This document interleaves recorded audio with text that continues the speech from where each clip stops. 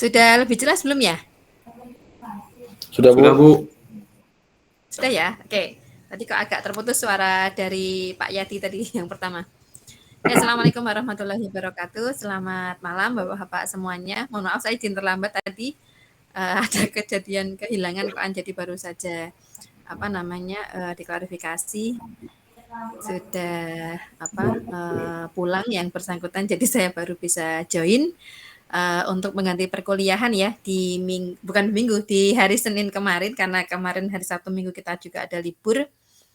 Untuk materi kemarin pembahasannya sudah mengenai konsep dan karakteristik.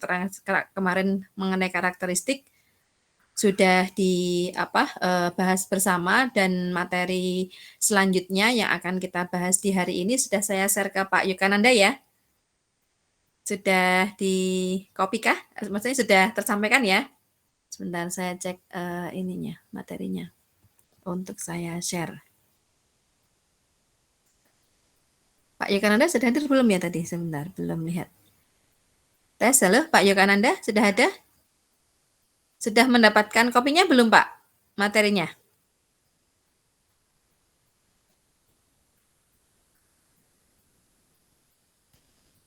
Untuk materi ini saya tampilkan ya.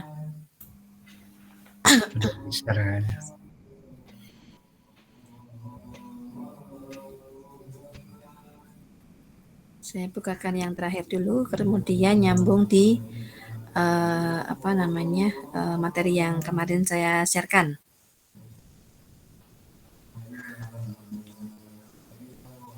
Belum terlihat ya? Ntar saya matikan dulu mungkin.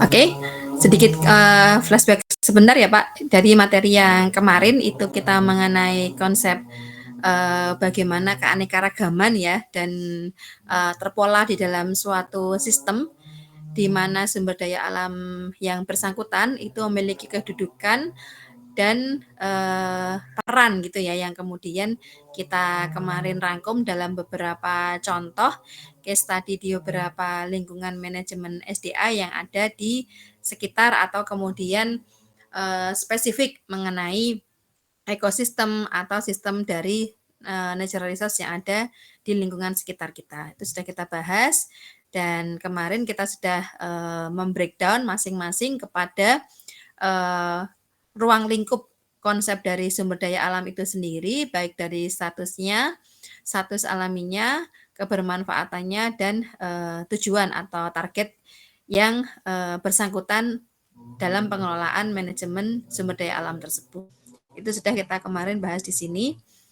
Kemudian kemarin saya sampaikan di pembahasan terakhir mengenai karakteristik sumber daya alam. Jadi kemarin ada beberapa faktor yang kemudian dapat berpengaruh terhadap poin penting pengelolaan sumber daya alam tersebut, yaitu ada kerentanan, ada sebaran, ada konsekuensi, ada dominansi, dan yang terakhir adalah fluktuatif, di mana di sini lebih kepada kaitannya dengan pembiayaan dan pastinya kepada budgeting harga yang muncul dari pengelolaan sumber daya alam tersebut. Kemarin sudah ada beberapa contoh ya.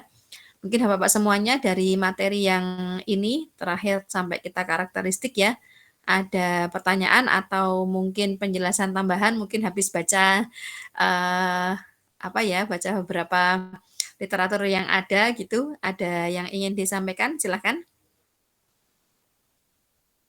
Ada chat ya, sebentar apa? Oh, sudah ter-share gitu ya oleh Pak Yogananda. Oke. Ada pertanyaan, silakan, atau tambahan informasi yang bisa disampaikan?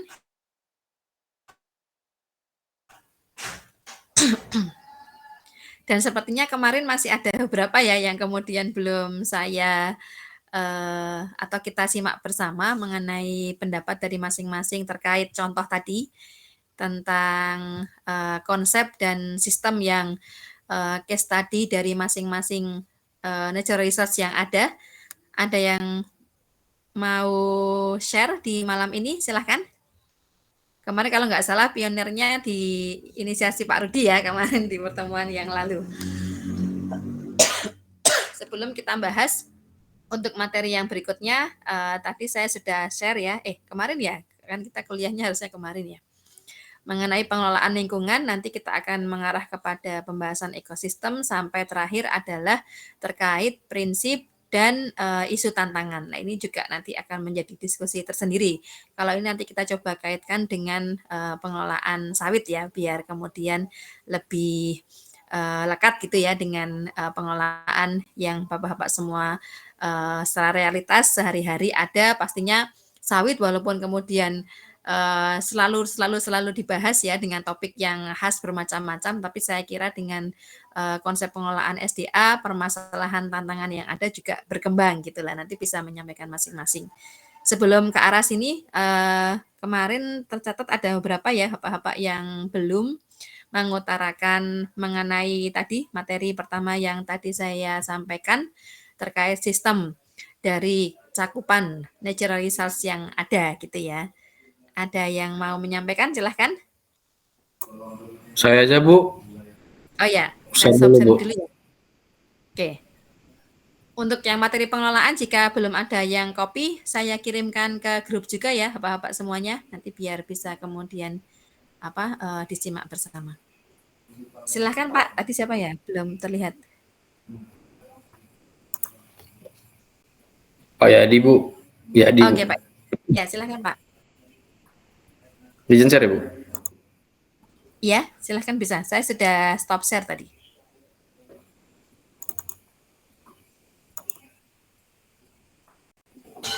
Sudah nampak belum, Bu ya?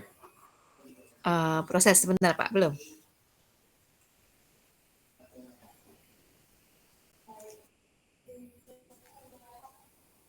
Ternyata kebetulan ya kemarin di ya atau evaluasi gitu ya. Jadi pas kemarin saya sampai rumah masuk itu jam 7:04 itu.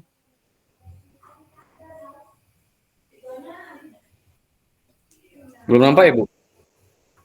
Belum tershare ya Pak Yadi? Belum. Coba kalau di Bapak-bapak sudah tampak belum? Atau yang di tempat saya aja? Tadi sudah, Bu. Belum nampak belum ya?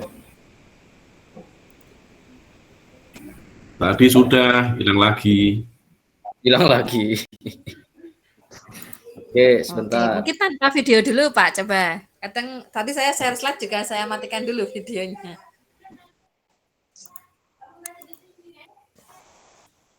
Yang lancar jaya ini kayaknya sinyalnya Pak Rudi terus ya. Tanpa hambatan.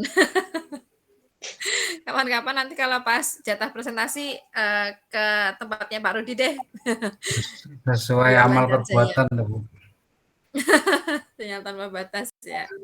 Sekarang sudah terlihat Pak, silakan. Sudah, Pak ya, Bu ya? Oke, Bu. Ya, Bentar, mungkin Bu. diperbesar sedikit ya Pak persentasenya. Ya. Sik, Bu.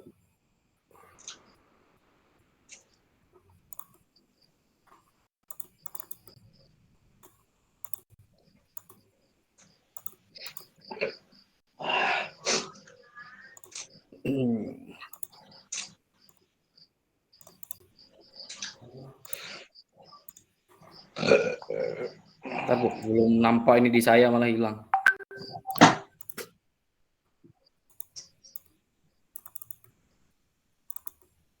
Kalau kesulitan untuk membesarkan tidak apa, nanti kita baca agak keluar ya, sebentar. Mungkin nggak usah di slideshow Pak, nanti Ya. biasanya macet. Sudah nampak, Bu? Belum. Belum, oke, sebentar, Bu ya. Ya, Pak, udah nampak ini, Pak. Udah ya? Udah, Pak.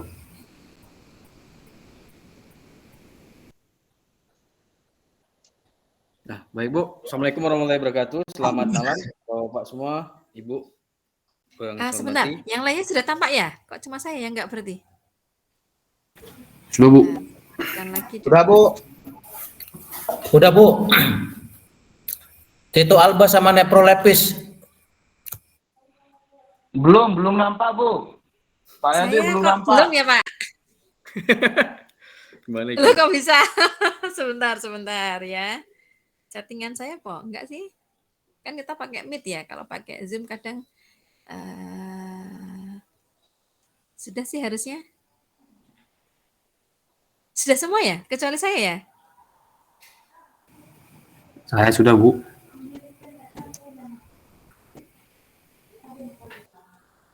Saya nggak bisa ngatur loh padahal nih. Bentar. Nggak bisa ini, Bu. Ya oke, nggak apa-apa Pak. Ya dicoba mulai menjelaskan aja ya. Cuma di saya nggak tampak slide-nya. Bisa dikirim WA juga Pak. Nanti biar saya juga ikut cek buka WhatsApp-nya. Saya nggak punya nomor WA Ibu ini. Wah di grup aja Pak. Itu di grup ada Karena ada di grup itu ya, Di. Oh, ada. Kamu nih kuper banget sih. Nakal Baik, Bu, saya- Pak. Gimana Pak? Baik Bu, saya jelaskan aja dulu Bu ya. Udah ya Bu ya. Ini berarti hanya saya kan? Catatannya hanya saya kan? Yang nggak kelihatan?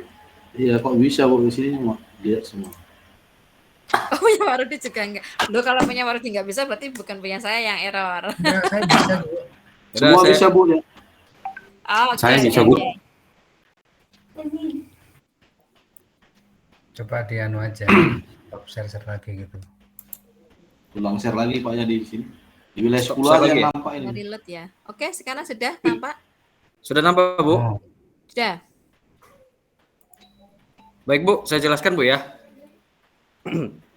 Ya, silakan. Selamat malam Bu.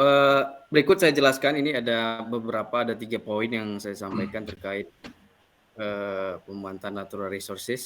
Yang pertama pemanfaatan burung hantu Bu, Tito Alba ini sebagai musuh alami pengendalian hama tikus. Jadi burung hantu ini sepasang itu bisa memakan hama itu sebanyak 1.500 ekor sampai 2.000 ekor tikus per tahun. Jadi kalau di kebun kelapa sawit itu tikus itu bisa kalau populasinya banyak itu bisa mengurangi 0,1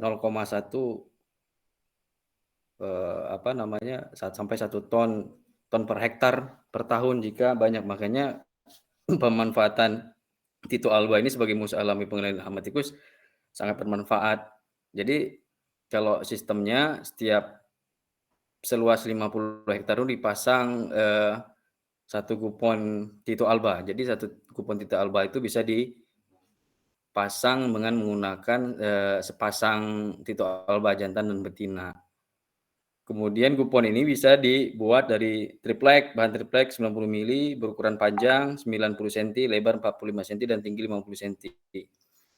Jadi dia juga dipakai seng, bikin bisa dipasang biasanya bisa di ketinggian 4 meter. 4 sampai 5 meter. Kemudian burung hantu ini ditempatkan kupon-kupon secara berpasangan yang saya sampaikan tadi. Jadi diberi makan dia nih, diberi makan dulu, dipelihara bisa kasih makan tikus atau di penangkaran biasa dikasih makan daging ayam. Biasa satu burung itu memakan perlu untuk asupannya itu 2 sampai 4 ekor per hari. Jadi kemudian telur yang dihasilkan oleh sepasang burung hantu ini bisa 4 sampai 11 butir. Jadi tergantung pada jumlah makanannya. Jadi sangat bermanfaat. Jadi semakin banyak kita introduksi burung hantu ini, jadi semakin semakin bisa mengendalikan hama tikus di perkebunan kelapa sawit. Itu sangat membantu di perkebunan kelapa sawit dengan pemakaian atau pemanfaatan daripada Tito Alba ini. Terus yang kedua, itu ada Neprolepis, Bu. Berarti Ya. yang di BKA pakai Tito Alba nggak ini? Ya, sekarang BGA itu kita pakai, Bu. Dipakai ya? Dipakai BGA pakai rasionya seperti saya bilang tadi Bu, satu kupon itu 50 hektar. Ya, Sekarang di benar. sini gitu yang dipakai.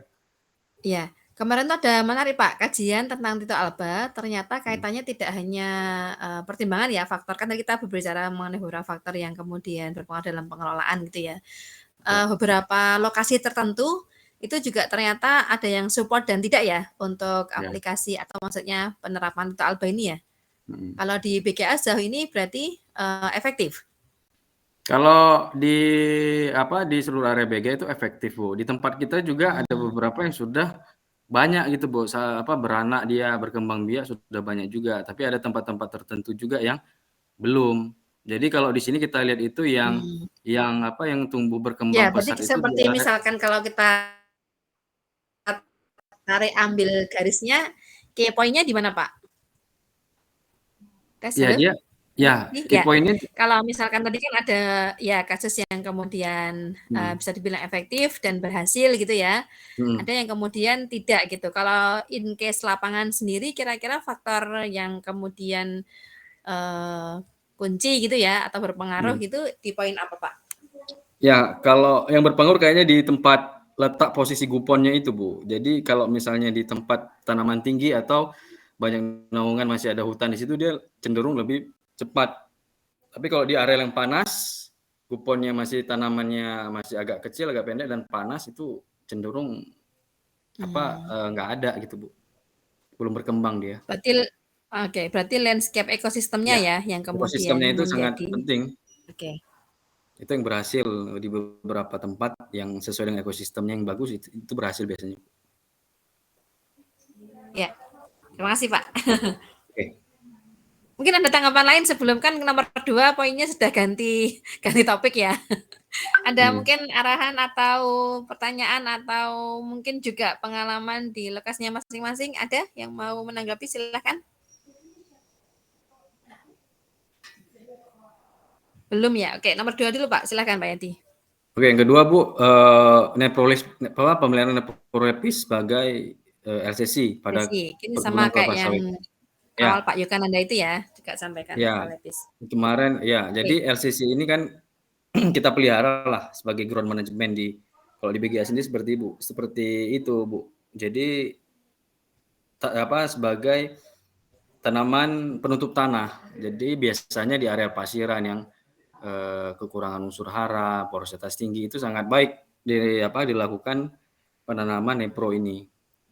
Kemudian dia dapat menyumbang hara, kemudian sebagai stok karbon ini bisa sampai dengan 7,7 ton karbon per hektar per tahun. Jadi kalau ada yang sampaikan kelapa sawit itu ada isu lingkungannya juga kelapa sawit nyerap karbon, ini malah bisa menyetok karbon dengan kita tanam neprolepis. Kemudian mengurangi defisit air sampai 36%. Jadi kekurangan neprolepis ini kan sebagai penampung air juga lah, penambah air. Ini sangat efektif jika kita kita tanam di area tandus seperti area pasir gitu, area yang clean weeding, yang salah pengelolaan, ini sangat bagus neprolepis ini. Kemudian juga ini neprolepis ini juga bisa diperbanyak dengan cara ditanam atau di slicer, Bu. Ya, jadi kalau di slicer itu semakin di slicer dia semakin banyak tumbuh di areal kita, areal perkebunan itu, areal perkebunan kelapa sawit itu. Jadi bisa menyumbang juga tuh 3 ton per hektar itu, Bu. Bisa ada pengaruhnya juga tuh ke ke produktivitas kelapa sawit kita. Terus kemudian meningkatkan kandungan unsur hara, ya sudah jelas Bu, ada unsur NPK. Nah itu sebesar 41%, 11%, 93%, dan karbon C organik 11,3%. Itu Bu untuk pemeliharaan neprolepis di area perkebunan. Jadi BGA sekarang memang dari dulu ya sampai sekarang masih masif untuk penanaman neprolepis ini di areal perkebunan kita, Bu. Ya. Oke, kalau misal merunut ke sebelumnya ya Pak, ke kondisi natural resource yang alami sebelumnya, waktu mungkin Pak jadi ikut apa enggak ya, waktu pembukaan lahan baru gitu, neprolepis sebenarnya endemik atau introduksi? Di wilayahnya lokasi ini. Kalau dia LC dia diintroduksi, Bu. Introduksi ya.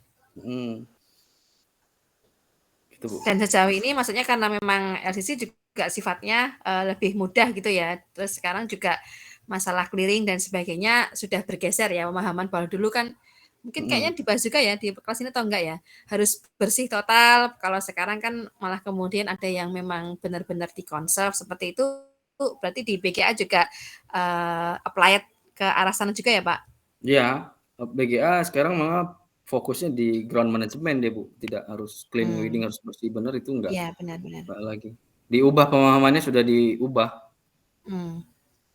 Menarik nih yang Mindset. angkatan 23, Pak Asep ya, itu kan juga menyoroti tentang stok karbon ya. Ternyata kalau kemarin korelasinya ke arah lahan konservasi, beliau kemarin menyoroti di lahan yang non konservasi, jadi di lahan sawitnya. Ini mungkin Pak Yadi nanti juga bisa satu topik sendiri ya, misalkan stok karbon yang dari LCC gitu ya, seberapa persentase besarnya itu sebenarnya juga terhitung gitu ya. Kita hanya sebagai hanya covering tanah atau penutup unsur, tapi kan sekarang sedikit-sedikit hubungannya sama lingkungan kan gitu ya, semuanya ke arah sana. Jadi sebenarnya dari LCC pun memiliki sumbangsih gitu ya untuk kemudian kaitannya dengan stok karbon yang disampaikan tadi. Good point Pak, saya sepakat dengan ini. Jadi sekarang juga tidak hanya neurolipis ya, jadi untuk LCC yang lain juga sekarang sudah mulai dikaji banyak kaitannya dengan sustainability environment-nya. Jadi tidak hanya kepada unsur produktivitas, kalau itu sudah banyak ya kajian ke sana, tapi kepada sustainability environment yang kemudian menjadi topik yang menarik juga untuk dibahas. Oke, Pak Yadi, terima kasih. Ada yang mau menanggapi mungkin satu ya, terkait dua topik tadi? Jadi di sini jelas ya, tadi kalau dilihat dari ruang lingkup sumber daya alamnya, dari tujuan, dari status ya, kelangkaan, kemudian dari status kebermanfaatan sudah disampaikan semua oleh Pak Yati, baik di topik 1 ataupun di topik 2. Terima kasih Pak Yati, jika belum ada pertanyaan nanti bisa menyusul ya untuk yang lain. Selanjutnya masih ada ya? Terima kasih. Satu lagi. Bisa stop share dulu ya. Oh ya. Makasih Bu. Oke. Ada satu lagi sebenarnya Bu. Beda yang mungkin belum disampaikan gitu ya. Dan in case di BGA sudah diterapkan gitu, mungkin kan ada ya beberapa yang semacam inovasi ya dari masing-masing lahan kaitannya dengan lingkungan dan sebagainya. Iya. Ada satu lagi sih Bu ini Bu. Oh ada satu lagi, oke ya tambahan. Iya, ada 3 poin yang saya masukkan itu. Satu lagi pemanfaatan tanah kosong sebagai mulsa pada bibit kelapa sawit Bu. Tangkos untuk mulsa, oke. Iya, jadi mungkin ini sudah lumrah ya dilakukan. Jadi tandan kosong ini dijadikan sebagai mulsa. Jadi di bibitan itu sangat berperan dalam mengurangi penguapan. Terus bibit juga dengan dengan keadaan yang terbuka, kita bisa jaga suhu tanah Bu. Memiliki daya ikat air yang baik sehingga air tersedia bagi tanaman. Jadi bibit ini kaitannya dengan pembibitan ya Pak? Iya, dengan pembibitan. Oke. Jadi dengan mulsing ini, dengan mulsa ini kita pakai yang sedang kita lakukan juga masih pakai ini Bu. Jadi bisa nyerap untuk daya ikat air lah, terutama sampai menjaga kelembaban. Terus kemudian untuk menekan pertumbuhan gulma secara efektif. Nah, ini sangat guna juga ya, karena di area pembibitan dengan open space atau area sangat terbuka itu gulma sangat cepat tumbuh. Jadi mulsa ini sangat membantu lah Bu untuk menekan pertumbuhan gulma. Okay. Terus menjaga kelembaban tanah. Untuk mulsa berarti BGA mengelola sendiri? Iya Bu. Jadi kita ambil dari pabrik juga contoh ini kita kelola sendiri. Kemudian juga dapat menurunkan suhu tanah, kelembaban tanah. Ini sudah menguntungkan bagi tanaman, berpengaruh pada fase pertumbuhan. Jadi bisa menambahkan keragaman bibit dengan bertambahnya diameter bonggol. Nah, artinya kalau kita bisa menjaga kelembaban tanah, tidak ada persaingan unsur hara di situ, jadi bisa efektif untuk menambah diameter bonggol tanaman. Kemudian yang terakhir, pemberian mulsa dapat meningkatkan aktivitas mikroorganisme tanah, mempertinggi daya serap tanah terhadap unsur hara yang tersedia, karena struktur tanah menjadi mengikat sehingga agar dapat menyerap unsur hara dengan baik. Artinya kalau kita pun pakai pupuk tambahan, pupuk anorganik lagi, itu bisa diserap dengan baik Bu, dengan penambahan pulsa ini karena ya. Ya, absorpsinya. Seperti itu Bu. Terima kasih Bu. Oke, terima kasih. Menarik ya, karena walaupun memang sangat banyak ya kajian tangkos, tapi realitas yang kemudian banyak pengkajian adalah tandang kosong di lahan TBM-TM ya. Di pembibitan ini juga sebenarnya menarik ya dikaji kaitannya dengan pastinya kualitas, ke defisiensi, ke absorpsi dari air dan sebagainya, termasuk gulma tadi. Kalau kita lihat ya, misalkan diperbandingkan saat misalkan di TM-TBM kan apa ya, side effect ya bisa dibilang seperti itu, kaitannya nanti dengan kumbang ya. Kalau di pembibitan yang sudah realitas di lapangan seperti apa Pak? Tidak ada masalahkah atau bagaimana? Kalau di bibitan sejauh ini belum ada dampak yang terlalu ini, tidak ada masalah lah Mas Ibu, karena kan dalam ini pun satu lapis, kemudian dalam apa namanya dalam satu polybag besar ini juga tidak terlalu banyak, tidak menumpuk gitu loh Bu. Misal persentase dengan kan bibit ya, jadi pastinya masih di polybag gitu. Misal persentasenya berarti di berapa porsi Pak? Jadi satu apa kalau dengan media tanah itu ya sekitar 5% lah Bu, sampai 10%. 5%, oke. Masih cukup inilah dia kan bagian atasnya aja saya dulu gitu loh Bu. Begitu Bu. Iya. Oke, terima kasih Pak Edi, menarik ya. Wah ini kalau diteliti lebih lanjut jadi 3 topik penelitian sendiri ya Pak Edi. Sudah siap dengan 3 topik malahan. Ada 3 yang bisa dikaji dari segi agronomisnya, dari segi manajemennya juga bisa ya kan, budgeting dari zero waste juga bisa, dikaji dari misalkan tadi lingkungan stok karbon juga oke ya. Oke, good idea ya, 3 poin menarik. Terima kasih Pak Yadi atas share apa namanya yang telah disampaikan. Berikutnya masih ada yang mungkin belum atau berbeda gitu ya dengan konsep yang ada. Ada yang mau sharing kembali? Boleh Bu? Coba. Senap Bu. Gimana Pak Senap? Benar suaranya Pak Senap Ya, kurang boleh Bu. terdengar. Gimana Pak Senap? Ya Bu. Saya coba Bu.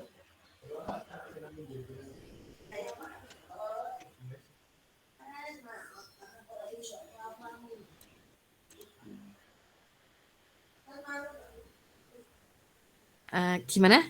Ada. Baik Bu, saya coba Bu.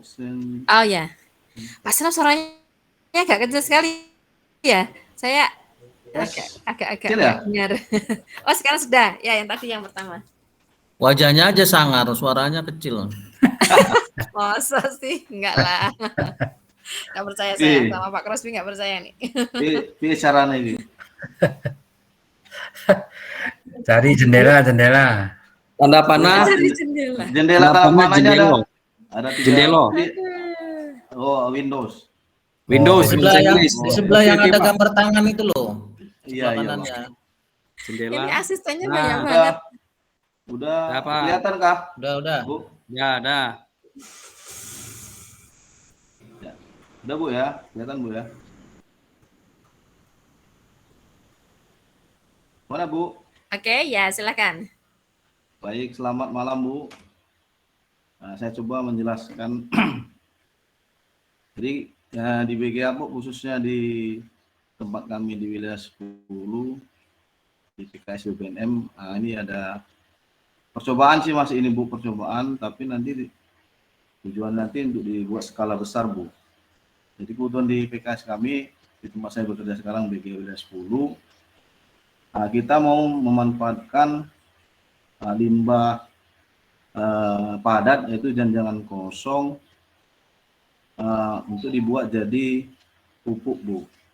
Jadi kedepannya nanti pupuk ini nanti setelah diproses menjadi pupuk akan dibuat menjadi untuk mengurangi kebutuhan pupuk anorganik kita yang sampai saat ini setiap tahun semakin tambah umur tanaman kan kebutuhan pupuk anorganiknya, pupuk kimianya akan bertambah.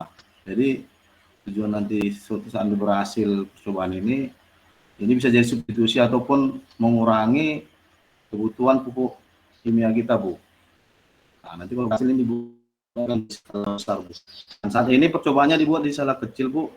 Dari gambar ini saya mau menjelaskan. Jadi janjangan kosong ataupun limbah padat ini kita buat di dalam satu drum Bu, drum kaleng lah, ataupun bekas BBM solar.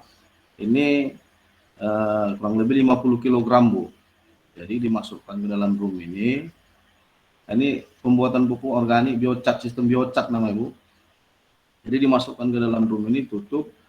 Kemudian kita secara elektrikal, ini disangrai namanya, disangrai ataupun dibakar dengan kayu sekitar 2 jam lebih, kurang lebih. Dibakar, kemudian diputar-putar ataupun diguling-gulingkan Bu, diputar secara manual. Awalnya secara manual, kemudian karena secara manual berat Bu, kemarin dirubah menjadi elektrikal. Ini sudah ada mesinnya, sehingga untuk memutar-mutar, artinya di rata. Dulu awalnya dimanualkan karena berat, dibuat secara elektrikal.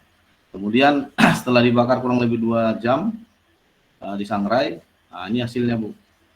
Hasilnya seperti arang lah, ataupun visualnya gelap. Dan ini sudah kita kirim, dicek di lab kandungannya apa saja yang ada.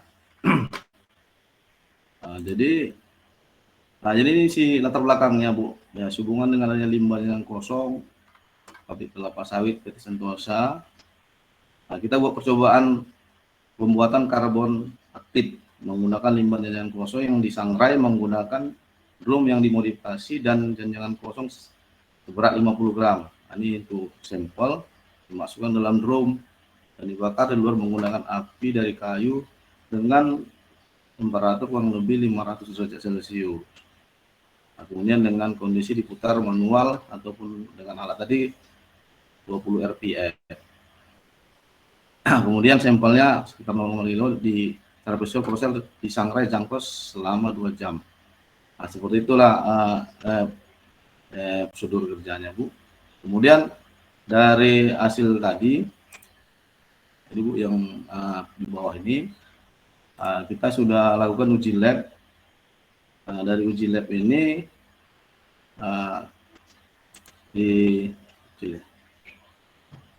dia ada kandungan karbon, N dan K.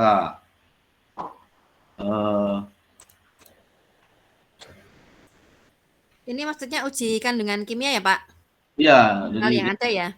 Ya, setelah dilakukan hasilnya tadi seperti gambar yang ketiga ini Bu, yang udah jadi seperti arang ini ataupun yang warna hitam ini, kita uji lab apa aja kandungannya gitu Bu. Jadi dia yang paling besar itu di karbonnya Bu, karbon. Pastinya ya dengan apa? Das karbon tadi. Dan 63%, kemudian N-nya 0,9 dan kemudian pH-nya 7,2, K-nya 1,6 sekian saja Bu, 6%. Jadi yang paling tinggi itu karbon organiknya Bu. Nah, jadi ini masih percobaan, ini di BGA akan dikembangkan lagi Bu. Kalau nanti memang bisa menjadi substitusi atau pengganti dari pupuk kimia kita, ini akan dibuat jadi skala besar di pabrik sehingga produksinya bisa lebih banyak gitu Bu. Untuk saat ini kita buat percobaannya di dalam drum dengan kapasitas 50 kg. Jadi tujuannya ke depannya yaitu Bu, dengan setiap tahunnya kebutuhan pupuk anorganik ataupun pupuk kimia untuk kita aplikasi setiap tahunnya menaik tinggi, sehingga kita mencari cara supaya bisa mengurangi, pastinya harga pupuk setiap tahun naik Bu, akan makin meningkat. Jadi dengan cara limbah kita yang ada di pabrik ini bisa mengurangi biaya nanti ke depannya Bu. Saya rasa itu Bu yang bisa saya sampaikan. Terima kasih, selamat malam. Selamat malam Pak Senap. Menarik ya. Jadi kalau tadi dan sebelumnya Dan pada umumnya gitu ya, kita membahas Jangkos ini aplikasinya langsung gitu ya. Tadi ada yang langsung untuk pembibitan, ada yang langsung kemudian di lahan dengan kemudian beberapa mungkin pencacahan ya manuali, tapi ini menarik ya. Jadi ada pengolahan tadi disebutkan dengan drum dan sebagainya. Tadi disebutkan kalau nggak salah bahan 50 apa Kilogram. 500 kilogram ya Pak. Jadi berapa Pak 50 gram, Bu. kalau korelasi ke ini ke semacam partikel das ini? Iya, dia jadi Bisa penyusutan berapa persen?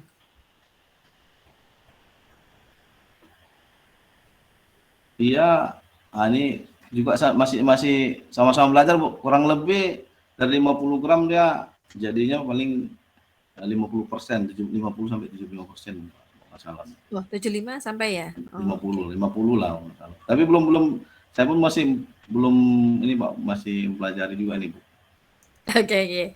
Tapi menariknya bahwa kemudian ada suatu alternatif gitu ya Pak dari pengelolaan Jangkos di mana memang ya tadi yang saya sampaikan ya beberapa kekurangan atau mungkin keefektifan dari Jangkos yang kemudian diaplikasikan langsung di lapangan itu memang belum optimal gitu. Jadi harapannya dengan model biokar kayak gini lebih optimalisasi dari unsur yang ada, walaupun tadi kemudian agak kecil ya, kita nggak bisa mencermati detail, tapi tadi disampaikan unsur-unsurnya sudah terminalisasi, jadi harapannya saat tadi hingga sampai target substitusi menggantikan dari chemical compound itu bisa diarahkan ke sana potensinya kan gitu. Menariknya dan sekarang kajian mengenai kalau di orang fisik ya, orang teknisi juga itu kajiannya juga ke nanopartikel. Kalau mungkin Bapak juga beberapa kali ada experience atau pengalaman ke arah nanopartikel, ini juga banyak sekali aplikasinya, entah itu di bidang agriculture yang kaitannya dengan seperti ini pemupukan ya organik material, atau pada spesifikasi misalkan jadi produk lain yang kemudian kaitannya nanti dengan energi, itu kajian nanopartikel ini juga banyak ya. Kalau kemarin di level mahasiswa S1 ini kita banyak kemarin mengolah dari sampah bambu ya yang banyak dari serat-seratnya itu, kemudian kita sama ya dengan tekniknya dengan seperti ini juga, jadi kita proses kemudian giling sampai menjadi das nanopartikel, kemudian kita uji juga ternyata organik compound-nya luar biasa sumbangsihnya nanti saat kemudian diterapkan di aplikatif lapangan. Kemarin kita uji coba ke jagung sama ke tanaman semusim ya, masih di level penelitian dasar, itu juga menunjukkan hasil yang pakai ini Pak, pupuk yang dari pengolahan Jangkos ini. Jadi ini masih percobaan, Bu, dalam skala kecil, masih dianalisa. Untuk di wilayah 10 menit. Jadi Jangkos bisa hampir berapa persen Pak dari produksi yang ada? Keberadaan Jangkos sendiri. Dia 20% dari produksi kita olah, Bu, kalau Jangkos. Produksi per hari 18 sampai 20%, Bu. Oke. Dan untuk saat ini untuk Jangkos sendiri memang seperti yang kemarin presentasi Pak Rudi, kita tidak lagi limbah Jangkos yang murni kita aplikasikan, dan sekarang ada juga perlakuan yang kita lakukan terhadap jangan kosong itu, kita siram dulu dengan limbah LA, Bu, limbah cair dengan BOD 10 sampai 15.000. Nah, itu tujuannya sekitar 6 hari kita siram, baru kita bawa ke lapangan, dan ini masih kita fokuskan di areal berpasir. Jadi sekarang ini Jangkos tidak langsung murni, tidak kita langsung kita aplikasikan ke lapangan, ada perlakuan, dan yang ini juga tujuannya sebenarnya latar belakangnya, kalau Jangkos sendiri di lapangan kan untuk terdekomposisi ataupun pembusukannya kan lama, butuh waktu lama. Nah, jadi dengan ada perlakuan kita nyiram dengan limbah, mempercepat pembusukan dekomposisi, kemudian dengan ini juga kan lebih cepat lagi, sehingga mudah terserap ke tanah. Gitu. Seperti itu. Benar Pak Tapi Senop. Jadi untuk saat pendekatan ini, dengan ya, pendekatan dengan secara apa namanya biologis ya. Kan ya, banyak sekarang penelitian juga yang mengarahnya kepada apa namanya inovasi mikrobia tertentu sebagai pengurai gitu ya dari ya. apa kemauannya si tangkos ini sendiri atau dengan mungkin fisik seperti yang Bapak Senop contohkan ini atau dengan chemical tertentu yang memang pastinya tadi ya ke arah optimalisasi gitu. Kemarin soalnya juga ada di angkatan 20 berapa ya? 22 ya. Yang penelitian jangkos langsung aplikasi lapangan ternyata setelah kurun waktu tertentu malah kemudian korelasinya dengan hama tadi ya yang juga kemudian meningkat itu juga menjadi suatu pertimbangan dalam manajerial aplikasi yang ada gitu. Datanya menunjukkan seperti itu gitu. Jadi kan perlu sebuah pengelolaan gitu ya. Tidak hanya kemudian memang jangkos itu bermanfaat, tapi kebermanfaatan yang seperti apa dalam wujud apa dan pastinya aplikatif ya di lapangan sehingga bisa optimal di dalam pengelolaan atau pemanfaatan jangkos tersebut. Kak Yogananda mungkin ada yang mau disampaikan? Tes. Mau nanya Bu, Pak Seno, mau nanya Pak Seno. Silakan Pak. Suara saya kedengaran Pak? Jelas Pak. Itu kan disangrai ya kalau nggak salah. Itu hasilnya nanti dalam bentuk abu atau dalam bentuk apa itu namanya? Yang seperti di gambar itu Pak. Ya, Pak. Jelas Ya, Pak. partikel kecil-kecil Pak, kayak debu lah, kayak dolomit. Itu kayak abu gitu jadinya Pak. Ya, kayak abu itu, kayak pupuk dolomit itu ya? Iya, kayak bekas bakaran kita bakar sampah lah. Itu Pak, yang gambar ketiga itu Pak. Ke bawah itu Pak. Ini perlakuannya sama kayak kalau dulu saya pernah lihat tuh abu boiler itu bukan Pak ya? Yang di pabrik. Kayaknya bahannya sama-sama dari apa itu fiber ya? Kan abu boiler sama kerak boiler kan beda. Ini kok kayak abu boiler bentuknya? Ya, ini Bukan lah, ini kan ini jangkos sama nggak itu disangrai abu boiler Pak. Pak kira-kira Pak ya? Atau ada bahan khusus gitu, Pak? Pengelolaan jangkos langsung ya kalau yang ini langsung jangkos Pak Yoga, jangkos kita yang sudah di Banpres tuh. Nah, itu kita masukkan, kita bakar 2 jam. Seperti ya bakar sampah lah, hasilnya kayak abu gitu Pak. Lebih pasnya itu disangrai, Iya, sangrai. Nggak Iya, pakai Pak. minyak kayak goreng kemiri itu loh. Iya. Karena ini kan masih ada mengandung minyak dia Pak Yoga. Jadi masih padat lagi. Padatan kan sama kayak abu boiler Pak ya? Enggak, beda Pak ya? Nggak sampai sehalus itu. kalau abu boiler kan dusty banget ya kalau setahu Ya, saya. Iya Bu. Kalau ini Oke, masih nanya itu aja, Bu. seratnya Bahannya masih seperti Kasar. terlihat gitu. Cuma memang Masih. nanti modifikasi ke nanopartikel bisa Ini dapat. saya lihat seratnya nampak nggak itu? Ah, nih. Saya besarkan. Ini masih kelihatan. Bisa di slide so Pak saya tengok gambar. Bisa. Abu ya. Kalau bentuknya Penasaran kayak nih Pak abu ya, boiler karena tadi, penasaran kayak nih. apa? Nah, untuk main-main ke PKS Pak. Kamu datang aja ke Bebitan. Oh, iya. Ini Pak, Oke. Akhirnya Iya. abu boiler. kayak apa sapi. Nah ini kalau nyambung tadi yang Pak Yadi di pembibitan ini lebih jelas lagi nih. Iya, kalau tambah ini lagi Bu. Keren ini.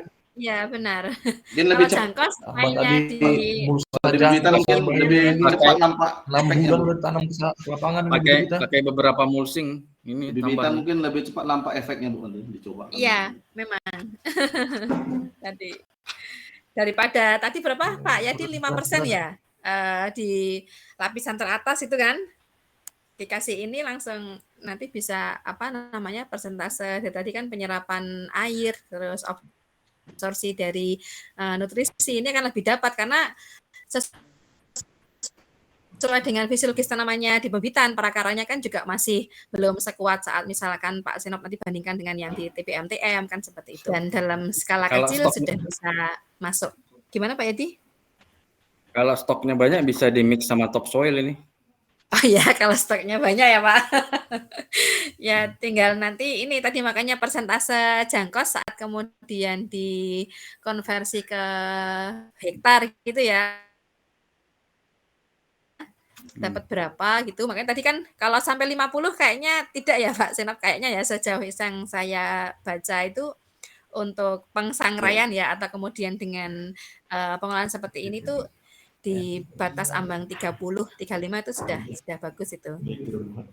Iya Bu, jadi ini sesuai, jadi fokusnya riset dan PKS Bu. Nanti memang ini arahan dari pimpinan manajemen Bu. Jadi ini memang difokuskan ke pabrik. Kalau nanti berhasil Bu, nah ini dibuat dari skala besar kayak pabrik mini nanti Bu. Oh, keren ya, keren. Ya. Iya, benar sekali ya. Jadi suatu inovasi sendiri ya dari apa namanya pupuk ataupun nanti bisa wujudnya nanti bisa macam-macam nih Pak kalau saya lihat ya. Jadi kalau kita belajar nanopartikel itu nggak hanya nanti arahnya ke pupuk ya, bisa kemudian ke ZPT-nya atau tadi Pak Yadi kemudian konversi ke apa namanya komposisi dari medianya sendiri. Ini nanti arahnya bisa bervariasi juga ini dari untuk tesis S2 Pak Yokan gitu. Hasilkan. Ya, terima kasih Pak Senop dan Pak Yokan atas kesempatannya. Menanyakan lebih spesifik terkait untuk partikelnya gitu. Oke, masih ada lagi? Stop share-mu ya. Iya, terima kasih. Prosbi menarik itu. Ya. Mungkin yang ke arah ini deh. Kalau kemarin-kemarin kayaknya kita banyak yang kalau nggak LCC limbah ya. Yang lain coba ada yang mau bahas dari segi lain? Prosbi jual kayu deh Bu. Kayu sengon deh itu. Oh, udah pakar sengon. Udah bosan di sawit deh Bu. Apa? Sawit ditumpang sengon.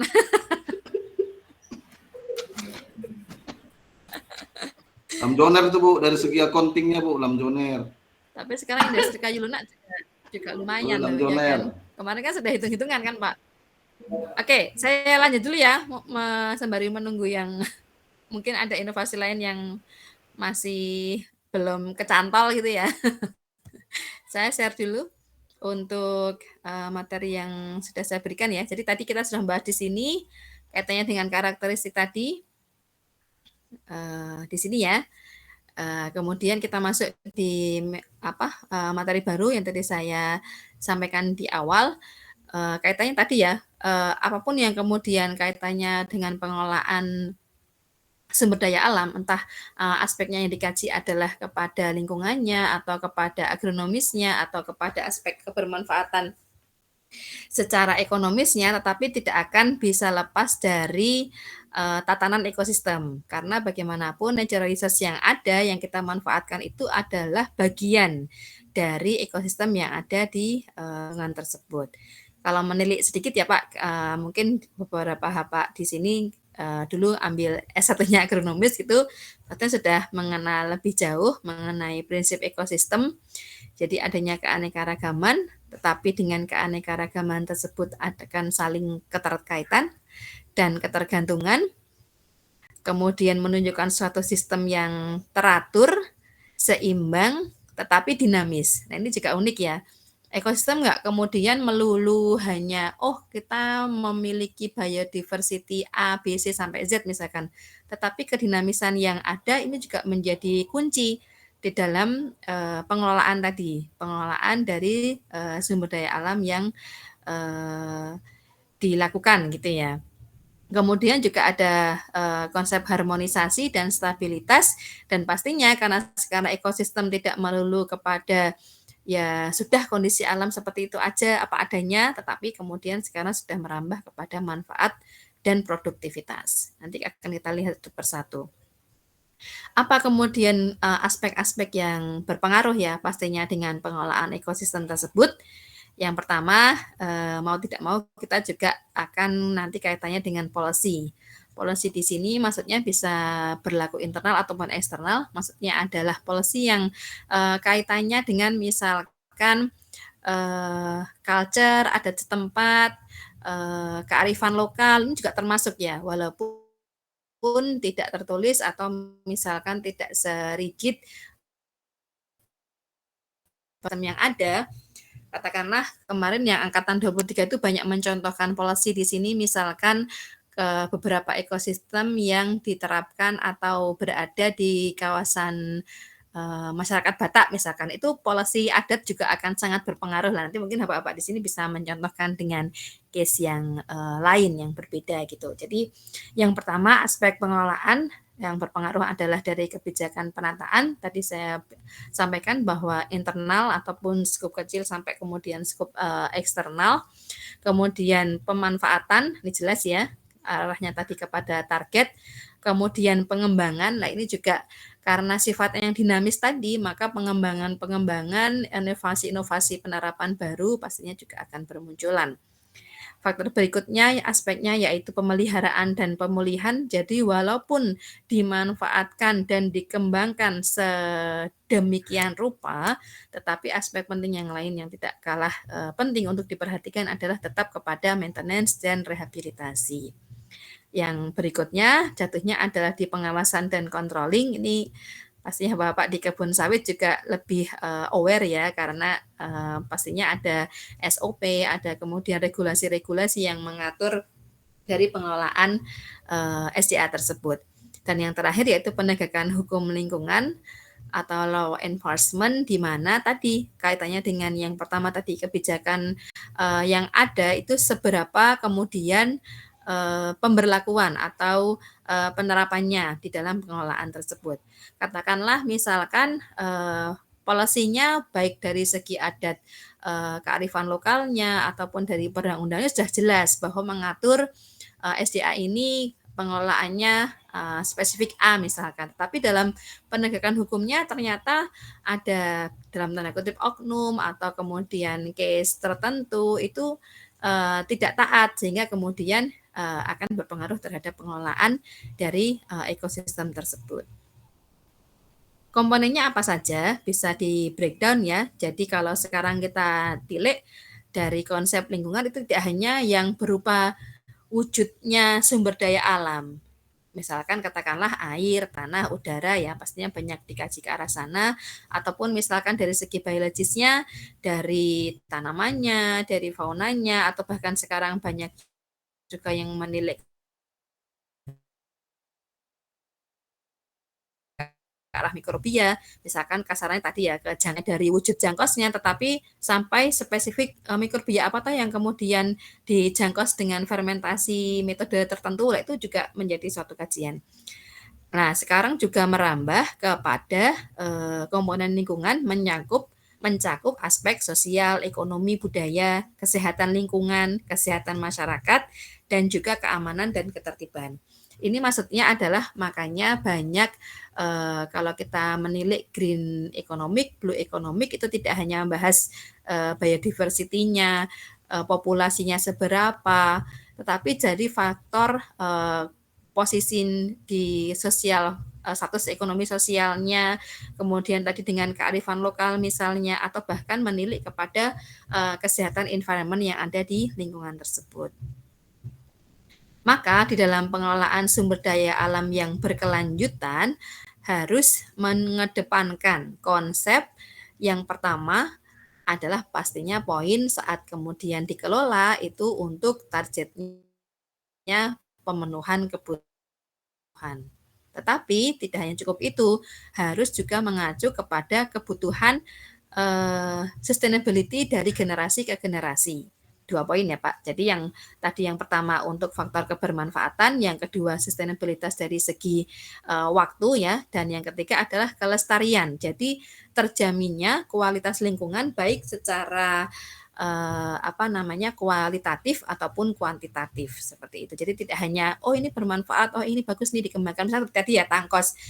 Tangkos diolah seperti ini bagus, tapi kemudian kita harus lihat apakah kemudian sustainability yang berkelanjutan bisa terjamin, dan apakah kemudian kelestarian dari skup lebih luas, tidak hanya aspek populasi tetapi harus juga mencakup kelestarian dari ekosistem tersebut.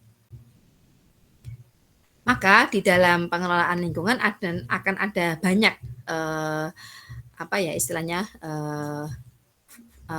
pihak-pihak yang kemudian bersinggungan atau terlibat di dalam pengelolaan lingkungan tersebut, yaitu dari segi sektor ekonomi pastinya dari stakeholder terkait, misalkan dari industri kelapa sawit, misalkan seperti itu, atau dari kelembagaan lingkungan, penegak hukum, dari segi sosial dan ekologi, termasuk dari sekarang banyak ya muncul LSM yang notabene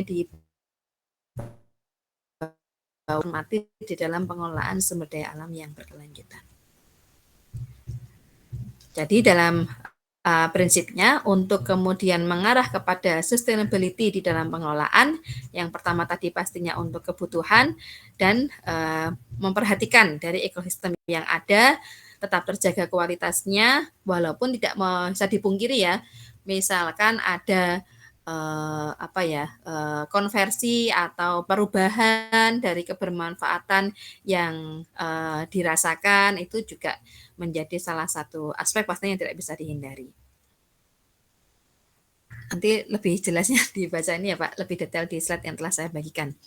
Jadi pada intinya dengan adanya beberapa konsep pengelolaan tersustainability tadi, terberkelanjutan tadi, ada kalau kita lihat di ranah Indonesia sendiri, banyak sekali kemudian potensi yang dimiliki kaitannya dengan memang keberagaman ya, atau faktor-faktor pendukung lingkungan yang kemudian mengacu untuk pengelolaan berkelanjutan.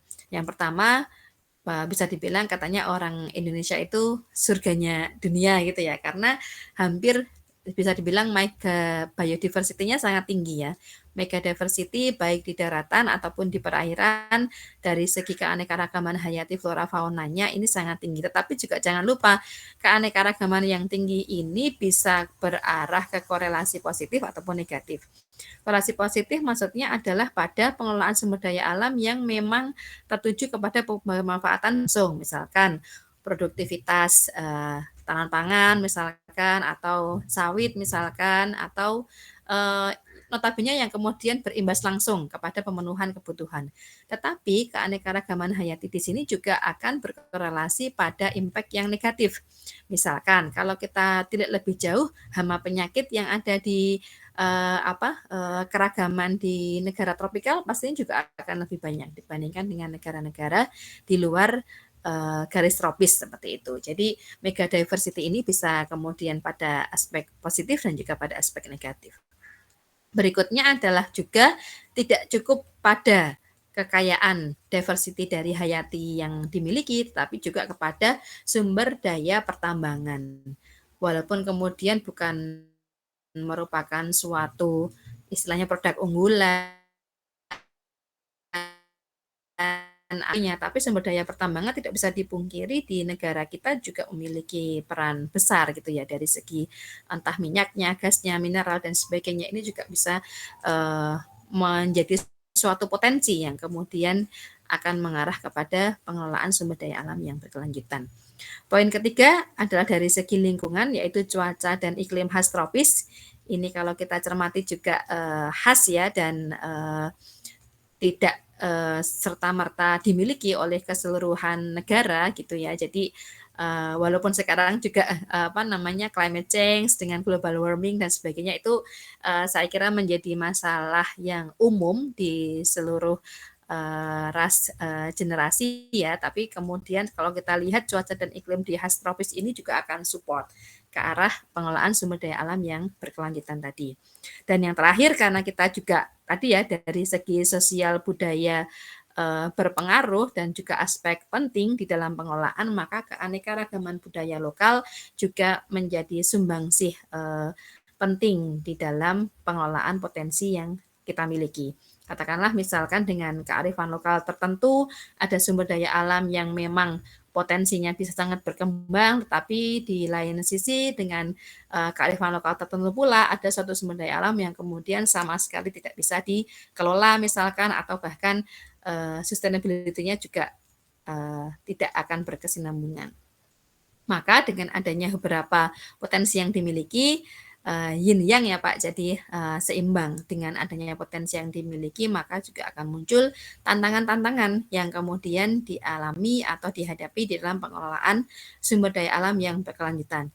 Di sini mungkin saya hanya menyontohkan beberapa dan ini sangat general ya, sangat umum. Nah, nanti di pembahasan diskusi sesi berikutnya kita akan membahas lebih detail gitu ya terkait tantangan kaitannya nanti dengan isu permasalahan yang ada. Mungkin kalau di sini kan masih mencakup konservasi hutan, sumber daya air, pencemaran udara dan sebagainya. Nanti mungkin Bapak kita akan membahas lebih detail kepada kalau membahas perkelapa sawitan kayaknya mengenai tantangan isu permasalahan juga nggak ada matinya gitu ya. Ibaratnya seperti itu. Jadi akan sangat dinamis seperti tadi konsep ekologi yang ada. Jadi nanti bisa disampaikan dan saling melengkapi pertemuan berikutnya gitu ya. Jadi ini hanya sebagai apa ya istilahnya guidance saja bahwa kemudian dari beberapa potensi ataupun kekayaan dari keanekaragaman yang kemudian support ke arah pengelolaan yang berkelanjutan ternyata tidak luput juga dari beberapa tantangan yang harus dihadapi. Di slide terakhir saya tampilkan beberapa publikasi ya yang kemudian merujuk kepada bagaimana sih sebenarnya pengelolaan yang tersustainability gitu ya di Indonesia dari segi environment manajemennya ataupun dari misalkan tadi yang saya sebutkan peran dari sosial budaya ternyata juga menjadi aspek menarik ini untuk dikaji sehingga akan berpengaruh terhadap keberlanjutan pemanfaatan SDA tersebut. Kalau tidak salah kemarin ke Pak Yogananda juga saya share ya satu review artikel gitu terkait kalau itu kita lebih mengarah kepada sentuhan digitalisasi dari IT gitu ya kaitannya dengan pengelolaan sehingga seberapa sih kemudian potensi yang kita miliki bisa kemudian teroptimalisasi dan kaitannya dengan challenge atau tantangan yang ada pastinya mengikuti dari perkembangan tersebut. Nanti Bapak bisa baca terlebih dahulu atau bisa juga mereferensi dari sumber yang lain, kemudian akan kita diskusikan di sesi pertemuan berikutnya. Seperti itu ya Bapak-Bapak semuanya, nanti bisa dipelajari lebih lanjut terkait materi yang sudah ada ataupun dari silahkan ya Bu, misalkan ini ada referensi yang terbaru nih mengenai misalkan apa isu kelapa sawit apa atau misalkan yang kaitannya langsung dengan BGA juga boleh disampaikan. Seperti itu, ada tanggapan atau pertanyaan dulu silahkan. Yang saya share materinya sebentar ya, saya tampilkan. Judulnya apa ya? Apa ya Pak? Nah, jangan Anda judulnya saya lupa. Judulnya adalah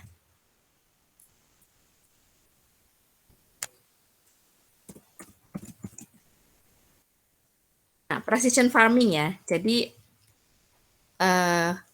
masih kaitannya pastinya dengan agronomis ya. Di sini kaitannya dengan tadi pemupukan juga masuk dengan misalkan di ranah pembibitan juga precision farming sekarang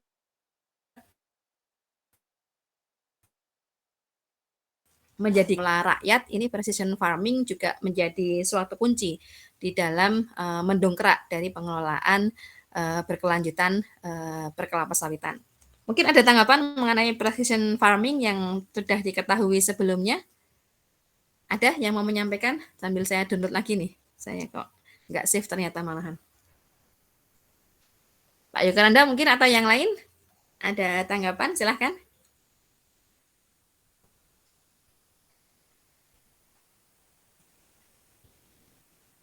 Belum ada ya? Oke, mungkin Lanjut dulu, Bu. Ya, bisa di-download dulu, dipelajari dulu. Nanti kaitannya entah ke arah sosial ekonomi atau ke arah misalkan tadi dari segi aspek lingkungan secara langsung atau pengaruhnya dengan sentuhan digitalisasi dan IT ya, pastinya dengan kedinamisan yang ada, pengelolaan dari sumber daya alam, khususnya nanti kita bahas mengenai perkelapa sawitan juga akan sangat berkembang gitu. Jadi nanti kita akan bahas beberapa review dari referensi-referensi yang ada di minggu depan. Saya tunggu beberapa masukan, ide dan juga mungkin pertanyaan ya terkait dari hal tersebut. Mungkin sekian untuk perkuliahan di malam ini, kita teruskan di minggu depan Senin malam ya berarti Pak. Gitu. Semoga tidak ada hambatan lagi. Salam sehat semuanya. Assalamualaikum warahmatullahi wabarakatuh. Waalaikumsalam warahmatullahi wabarakatuh. Salam Bu. Ya Bu. Salam Bu. Salam Bu. Terima kasih Bu.